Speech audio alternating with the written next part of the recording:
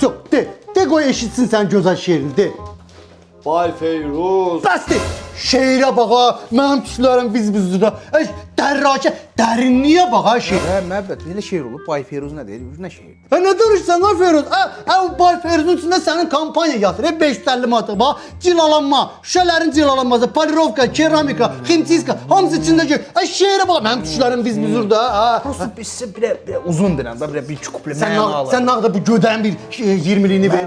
Prosta məbbət, səndən bir şey xahiş edirəm. Gör belə uzun kupletli şeir var, qəşəng şeir. Belə uzun, biraz uzun. Bu nağdı verdi, bu nağdı verdi. Sən indi bir dənə uzun şeir denən, uzun şeir. Bir dənə 20-liyin nağdı çıxar, uzun şeir gəlir. Bay Feyruz'un. Bəsdir. Şeirə bax ha, gör şeirin uzunluğuna, dərinliyinə bax ha kişi. O nə şeirdir məbbət? Bay Feyruzun şeir olur. Uzun şeirdən Bay Feyruz gör nə uzun. Sənin orada 3 dənə filialın gedir. Həm Qış Parkı, həm Babək, həm də bura filialı. Sən nə danışsan? Çıxart 20-liyi ver, bəsdir. Mənə bir dənə də şey xahiş edirəm. Bir dənə qəşəng intonasiya ilə. Məndə PPM xol deyir. İntonasiya ilə qəşəng bir dənə şey deyə bilər PPM fail.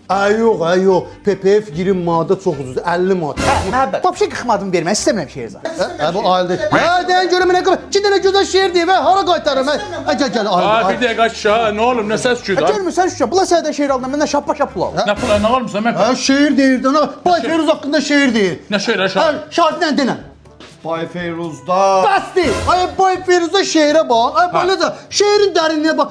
3 dənə sən filialın getdiyi üçün də sənin bütün kampaniyalar, PPF, MP, polirovka hamısı getdi. Onun üçün hələ üstəlik bu balacanın da reklamı soxdum. Mən o zaman Bay Feyruz'da balaca onun içindədir. Sən nə danışırsan? Çıxardın 20 və eşitsən mən 50 manat demişəm bu cür şeirə. Sən qardaşsan da, sən özümüzü iksən. Denən xahiş elə sən xətrinə 20 manat eləyirəm. Denən. Nə PPF? Gözəl şeir. Tez ver. Ver. Biraz tez ver ayılacaq. Biraz tez ver. Heç nə, yox, ver sən nə almamışsın. Gəl. İşte vəziyyət çəkilir.